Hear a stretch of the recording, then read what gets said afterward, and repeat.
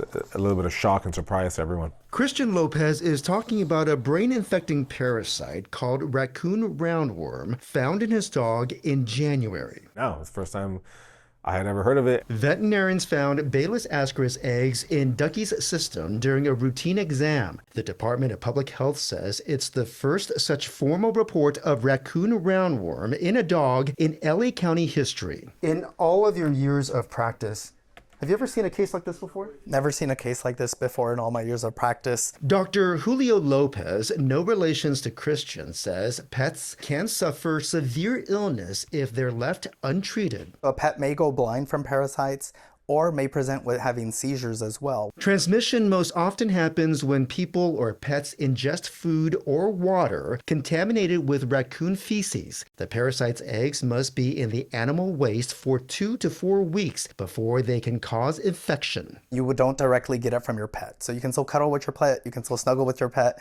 and not be afraid of catching this parasite directly. The Department of Public Health says the risk to the public was extremely low. Fewer than 10 human cases have been reported in California since 1993, but officials chose to send out an alert after Ducky's infection. Why was it necessary to send out an alert?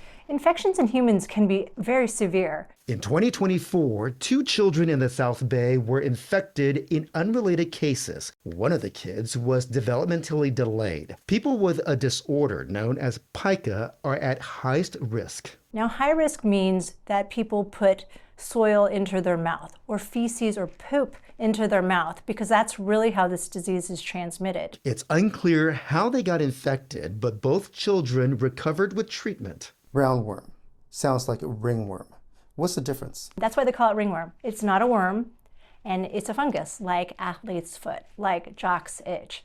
Roundworm, which is what we're talking about, is an actual worm. It's an actual parasite. It's called a roundworm because it's a worm, and the body of the worm is like a tube. It's round. Doctors say raccoon roundworm isn't transmitted from person to person, which is why doctors say picking up after your pet is important to prevent transmission. And they say you can prevent raccoons and other wildlife from getting near your home by securing trash cans, not leaving food out for your pets, and trim your trees to keep raccoons from climbing on your roof. Come on, Ducky, this way. The Lopez family took Ducky to the vet after adopting her from a family friend, thinking a bit of preventive care would pay off. I know it's going to be expensive, but it'll be a lot more expensive later if you catch something too late.